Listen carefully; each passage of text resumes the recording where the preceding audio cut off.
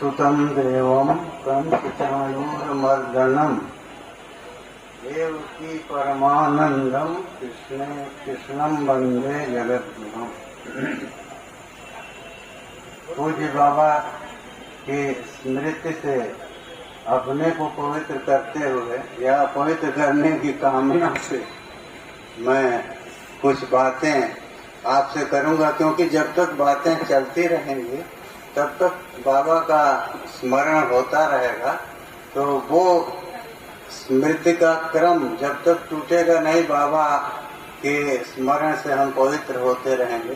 तो ये सबसे पवित्र चीज और सबसे दुर्लभ चीज यही, क्योंकि जितनी चीजें हैं, मान लीजिए पंचभूत में अग्नि जो है वो भी पावक कहलाती है। पावक माने जो पवित्र कर दे, और वायु जो है वो पवन है तो वो भी पवित्र करता है, और जल जो है वो भी पवित्र करता है।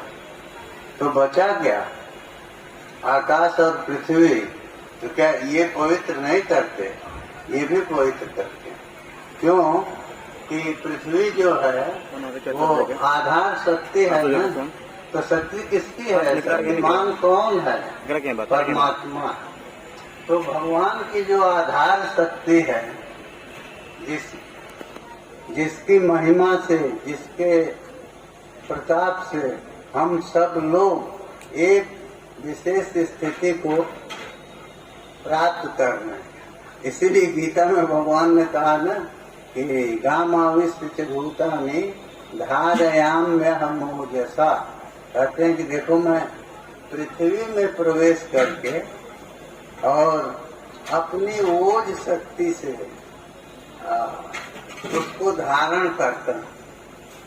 तब सोचिए कि जो सबसे बुद्धिमान है, अथवा ये कहें कि जिसके अलावा बुद्धि कहीं है ही नहीं, उसी की कृपा से जो कुछ आ जाता है वो इधर उधर दिखाई देता है। तो वो परमात्मा जो है अगर पृथ्वी को धारण करता है तो कुछ उद्देश्य होगा ना। अरे हम आप कोई काम करते हैं तो बिना उद्देश्य के नहीं। हम जा रहे हैं तेजी में बाजार में, तो आप मिलेंगे, कहेंगे गुरु जी कहाँ जा रहे हैं, क्या जरूरत है? तो मतलब क्या है? गमन जो है वो उद्देश्य को बताता है कि कहीं न कहीं कोई प्राप्तव्य चीज है जिधर हम जा रहे हैं। तो वो प्राप्तव्य दोनों तरह का होता है। उसको आप चाहें अच्छा कह लें, बुरा कह लें, अपनी बुद्धि से हम लोग सब कहते हैं। उसमें अच्छाई बुराई वस्तुतः उसमें नहीं है। हमारा ये आरोप है, हमने उसमें जो कुछ बुद्धि की कल्पना से जोड़ दिया है तो वो हमको दिखाई देता है।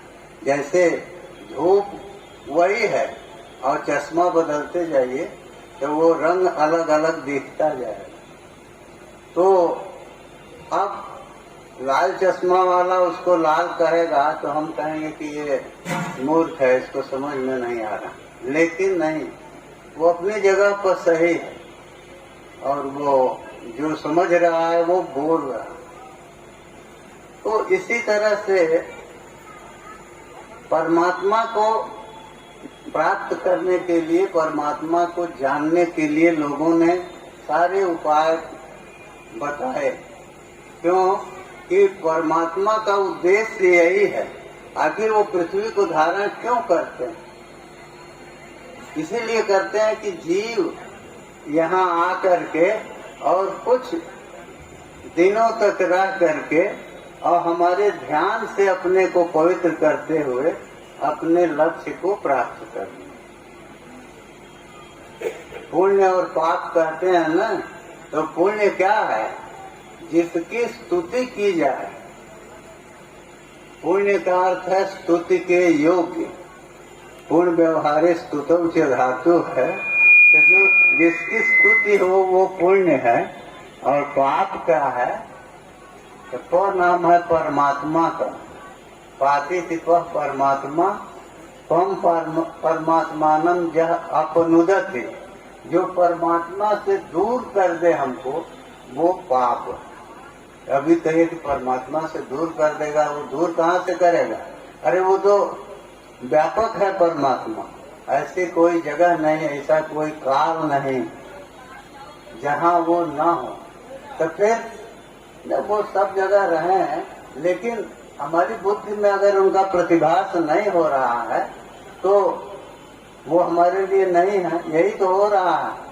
हम कहते हैं ना कि इतना समय बीत गया, भगवान के दर्शन नहीं हुए। तो दर्शन क्यों नहीं होते? कुछ तो वो है, कोई चीज सामान्य दृष्टि से आप देखिए तो ये होता है कि अगर कहीं कोई पर्दा लगा है तो पर्दे के भीतर की चीज दिखाई नहीं, तो हम उसको देखने के लिए प्रयास करते हैं, या तो पर्दे को हटा दें या फिर अपनी दृष्टि का ही इस तरह का परिष्कार कर लें किसी साधन से कि पर्दे के रहते हुए भी वो हमको दिखाई देंगे। तो दोनों चीजें हैं। अब जो भी परमात्मा की कृपा से जो भी अवसर हमको मिल जाए, दृष्टि का परिष्कार हो या पर्दे की बाधकता खत्म हो जाए, तो दोनों हो सकता है। तो इस सब करने के लिए परमात्मा वो अवसर हमको देते हैं। उसके लिए धरित्री जो है, कही तो जाती है यही, ये अवस्थिति का कारण है। धरित्री है ना, मैंने धारण करने वाली। तो धारण करने वाली है तो इसको कौन धारण करेगा? ये इसको कोई आश्वासन देगा तभी न ये भी प्रसन्नता पूर्वक धारण करेगी। देखिए, परमात्मा अगर इसको धारण कर रहे हैं, कहते हैं ना गीता में कि गाम आविश्य से भूतानि धारयाम हम ओजसा, हम अपनी ओज शक्ति से इस पृथ्वी में प्रवेश करके और इसको धारण करते। तो धारण करते हैं तो कुछ न कुछ प्रयोजन होगा। किस लिए धारण करते हैं? इसलिए कि हम अपना उद्धार कर सकें। तो दोनों ही तो इस धरती पर रहते हैं, पुण्यात्मा भी रहते हैं और पापात्मा भी रहते हैं। तो वस्तुतः पुण्य और पाप इसका संश्लेष तो नहीं होता आत्मा से। आत्मा से उसका कोई संबंध नहीं है, वो संबंध हो ही नहीं सकता। फिर भी इतना जो हम अपनी बुद्धि में इनका सानिध्य ऐसा कर दिए हैं, इनको इस तरह से पकड़ लिए हैं कि हम अपने को पुण्यात्मा और पापात्मा दोनों समझते हैं। वस्तुतः तो वो नहीं है, दोनों नहीं है। ना हम पुण्यात्मा हैं न पापात्मा हैं। तो हैं क्या? हम परमात्मा हैं।